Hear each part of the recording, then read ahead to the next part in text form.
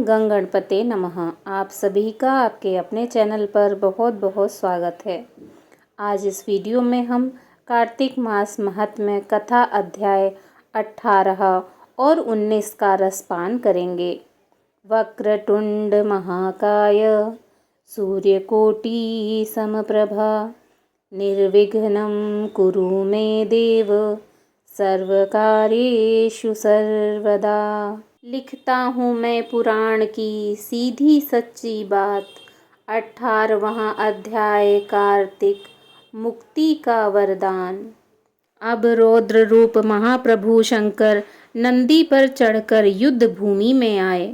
उनको आया देखकर उनके पारिजीत गण फिर लौट आए और सिंहनाद करते हुए आयुधों से दैत्यों पर प्रहार करने लगे।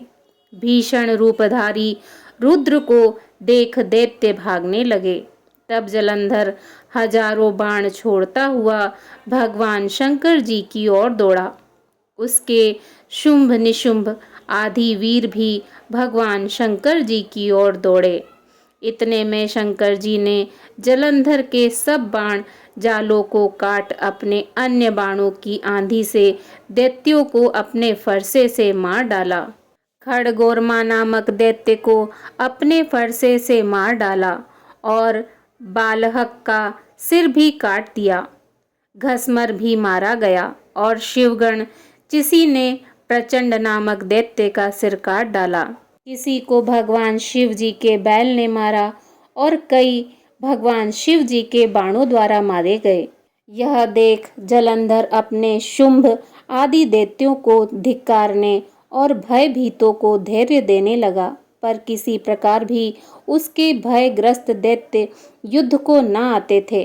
जब दैत्य सेना ने पलायन आरंभ कर दिया, तब क्रुद्ध होकर जलंधर ने भगवान शिव जी को ललकारा और 70 बाण मारकर भगवान शिव जी को दग्ध कर दिया। भगवान शिव जी उसके बाणों को काटते रहे, यहाँ तक कि उन्होंने जलंधर की ध्वजा, छत्र और धनुष को काट दिया।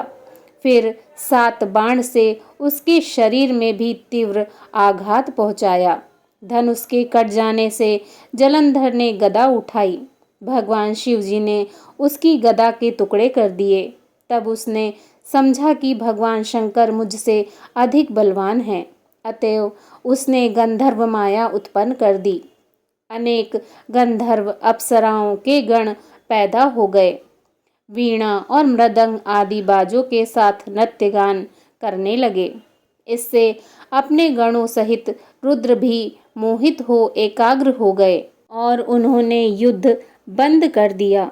फिर तो काम मोहित जलंधर बड़ी शीघ्रता से भगवान शंकर जी का रूप धारण कर वृषभ पर बैठकर माता पार्वती के पास पहुंचा।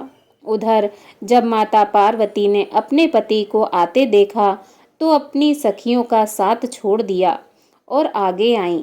उन्हें देख कामा आतुर जलंधर का वीरपात हो गया और उसके पवन से ही वह जड़ भी हो गया। गौरी ने उसे दानव समझा। वह अंतर्ध्यान हो उत्तर की मानस पर चली गईं।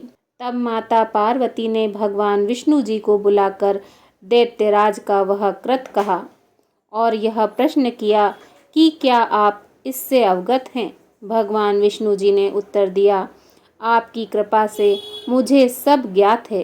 हे माता, आप जो भी आज्ञा करेंगी मैं उसका पालन करूँगा।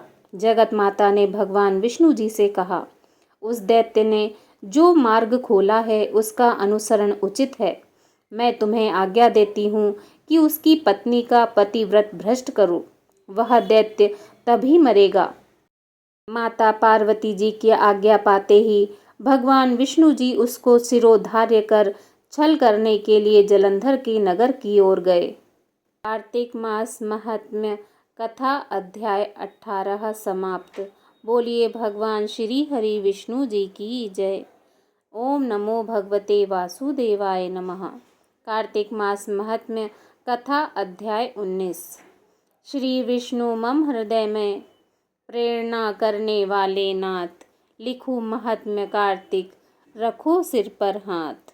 राजा पृथु ने पूछा, हे नारद जी, अब आप यह कहिए कि भगवान विष्णु ने वहां जाकर क्या किया तथा जलंधर की पत्नी का पतिव्रत किस प्रकार भ्रष्ट हुआ।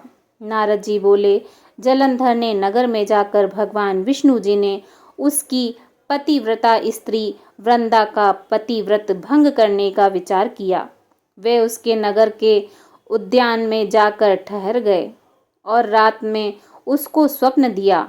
वह भगवान विष्णु की माया और विचित्र कार्य पद्धति थी और उनकी माया द्वारा जब वृंदा ने रात में वह स्वप्न देखा कि उसका पति नग्न होकर सिर पर तेल लगाए महिष पर चढ़ा है, वह काले रंग के फूलों की माला पहने हुए है तथा उसके चारों ओर हिंसक जीव हैं, वह सिर मुंडाए हुए अंधकार में दक्षिण दिशा की ओर जा रहा है, उसने नगर को अपने साथ समुद्र में डूबा हुआ इत्यादि बहुत से स्वप्न देखे। तत्काल ही वह स्वप्न का विचार करने लगी।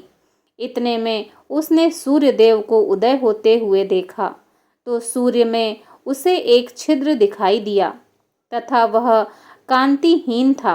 इसे उसने अनिष्ट जाना और वह भयभीत हो रोती हुई छज्जे, अटारी तथा भूमि कहीं भी शांति को प्राप्त न हुई। फिर अपनी 2 सखियों के साथ उपवन में गई, वहां भी उसे शांति नहीं मिली।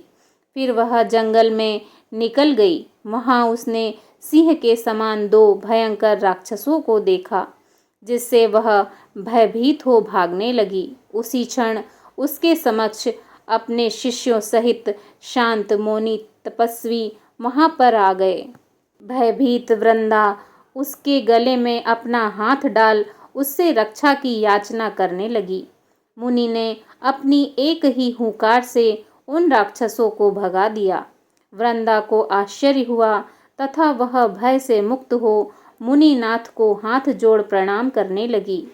फिर उसने मुनि से अपने पति के संबंध में उसकी कुशल क्षेम का प्रश्न किया।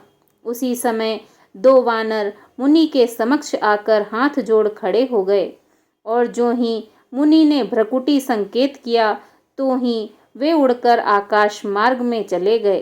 फिर जलंधर का सिर और धड़ लिए मुनि के आगे आ गए। तब अपने पति को मृत हुआ जान वृंदा मूर्छित हो पृथ्वी पर गिर पड़ी और अनेक प्रकार से दारुण विलाप करने लगी। तत्पश्चात उस मुनि से कहा, हे कृपानिधे, आप मेरे इस पति को जीवित कर दीजिए। पतिव्रता दैत्य पत्नी ऐसा कहकर दुखी श्वासों को छोड़कर मुनीश्वरों के चरणों पर गिर पड़ी। तब मुनीश्वर ने कहा, यह भगवान शिव जी द्वारा युद्ध में मारा गया है, जीवित नहीं हो सकता, क्योंकि जिसे भगवान शिव मार देते हैं वह कभी जीवित नहीं हो सकता, परंतु शरणागत की रक्षा करना सनातन धर्म है। इसी कारण कृपा करके मैं इसे जिलाए देता हूँ। नारद जी ने आगे कहा, वह मुनि साक्षात भगवान विष्णु जी ही थे, जिन्होंने यह सब माया फैला रखी थी। वह वृंदा के पति को जीवित करके अंतर्ध्यान हो गए। जलंधर ने उठकर वृंदा का आलिंगन किया और मुख चूमा। वृंदा भी पति को जीवित हुआ देख अत्यंत हर्षित हुई और अब तक हुई बातों को स्वप्न समझा। तत्पश्चात वृंदा सकाम हो बहुत दिनों तक अपने पति के साथ विहार करती रही। एक बार सूरत एवं संभोग काल के अंत में उन्हीं भगवान विष्णु को देखकर उन्हें ताड़ित करते हुए बोली, हे पराई स्त्री से गमन करने वाले विष्णु, तुम्हारे शील को धिक्कार है। मैंने जान लिया है कि मायावी तपस्वी तुम ही थे। इस प्रकार कहकर कुपित पतिव्रता वृंदा ने अपने तेज को प्रकट करते हुए भगवान विष्णु को श्राप दिया, तुमने माया से 2 राक्षस मुझे दिखाए थे, वही दोनों राक्षस किसी समय तुम्हारी स्त्री का हरण कर लेंगे। सर्पेश्वर जो तुम्हारा शिष्य बना है, यह भी तुम्हारा साथी रहेगा। तब तुम अपनी स्त्री के विरह में दुखी होकर विचरोगे। उस समय वानर ही तुम्हारी सहायता करेंगे। ऐसा कहती हुई पतिव्रता वृंदा अग्नि में प्रवेश कर गई। ब्रह्मा आदि देवता आकाश से उसका प्रवेश देखते रहे।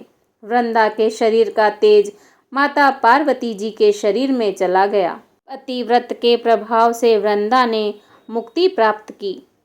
कार्तिक मास महात्म्य कथा अध्याय 19 समाप्त। बोलिए भगवान श्री हरि विष्णु जी की जय। ओम नमो भगवते वासुदेवाय नमः।